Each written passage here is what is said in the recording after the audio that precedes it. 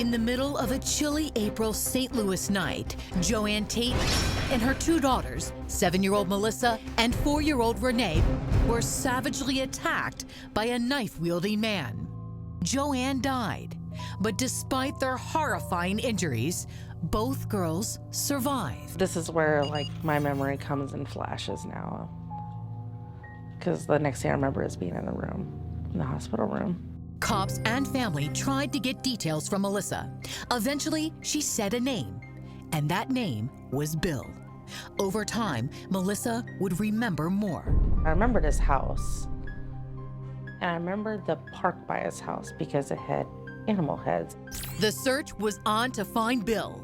But for JoAnn, a woman who slept with a hatchet under her mattress and practically predicted her own murder, would the first name prove to be the right name? For a few weeks, cops feverishly worked to track down Bill. Then, they learned they'd been chasing their tails. You knew that you had seen this person before. Yeah. But you just couldn't remember his name. No, so I made one up. So they let me go to sleep. Is that where Bill comes from? Yeah. Melissa had made up the name so she'd be left alone in the hospital. Starting fresh, and with Melissa's help, a police sketch artist came up with a composite. A family member recognized the man, and cops identified him after finding his name in Tate's diary. It was one of JoAnn's former boyfriends, Rodney Lincoln. Even though he had an alibi the night of the murder, Lincoln was taken down to the station and put in a lineup with 3 others. Did you know for certain that that was the man that harmed you? Oh my God, yes. It was visceral. Rodney Lincoln, a grocery store truck driver who had dated JoAnn briefly the previous year.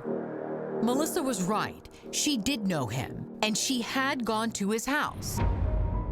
Something else that made Lincoln an attractive suspect: he had killed a man 9 years before. Rodney Lincoln was arrested and charged with 1 count of capital murder and 2 counts of assault in the first degree. I remember thinking he had kids because he seemed like a dad to me, and that did confuse me. How could a dad do that?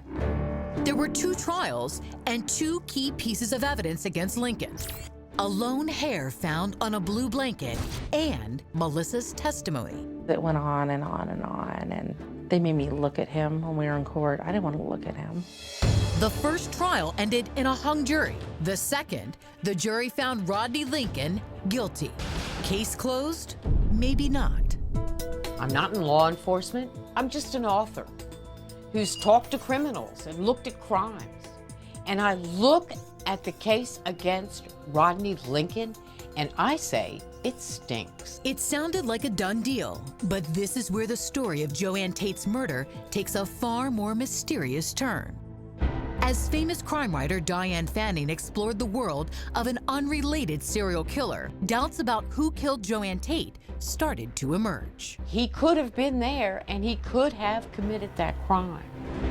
It has all his markers. Coming up, a confessed killer tells all, and now there are more questions than answers. I am convinced that other people are behind bars serving time for crimes committed by Tommy Lynn Sells.